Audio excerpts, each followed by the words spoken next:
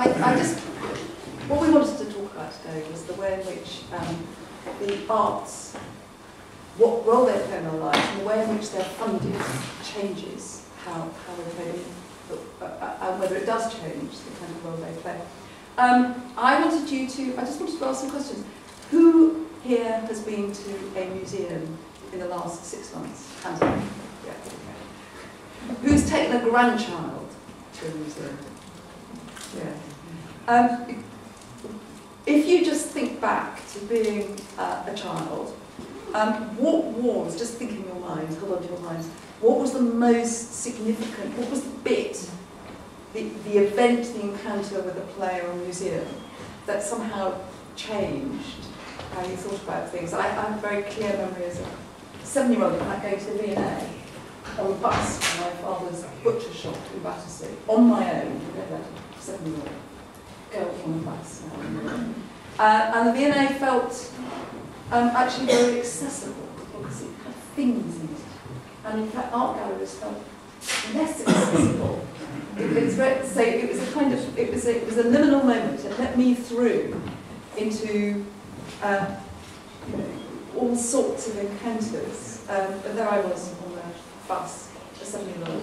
And this was an expedition on my own, which felt very grown up. It was quite grown up. In fact, no paedophile attacked me. There is actually the microphone. Is the microphone on, please? Yes. Oh. Is that me? That's right. We have two extremely distinguished people to talk to us. We have Sir Mark Jones, who's run the V&A for the last decade. And before that, I remember going to see an exhibition on fakes, actually. Which was about metal work before that. And he was in Scotland before that. And at the V&A, he's overseen the most extraordinary re-engineering of Gate National Institution. Not only has the building been remade, and if you haven't been to the new ceramics gallery, which is a mixture of mad industrial production kept in the most beautiful shells you've ever seen, and wonderfully calm new ways of exhibiting ceramics on a floor that you probably previously never went to in the V&A. But also, he's been there when there have been huge exhibitions. Again, the Cold War was the one that certainly I thought it was an example of an exhibition which reinterpreted how you think about the world. And then last year, all of the Raphael cartoons and the Raphael tapestries. So he's run a huge bit of our national thinking kit, and a huge bit of, as it were, what it is that makes us British. And it seems to me that that's a very onerous and intelligent bit of how we think about ourselves. In addition to that, these exhibitions have gone all over the world. They've been ambassadors for British intelligence, actually.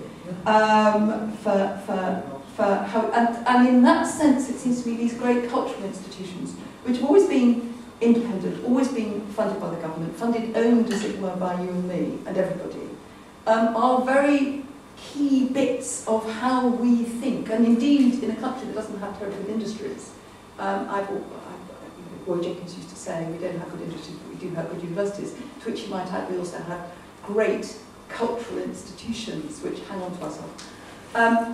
Karen Freyer comes from the other end of the world of the arts.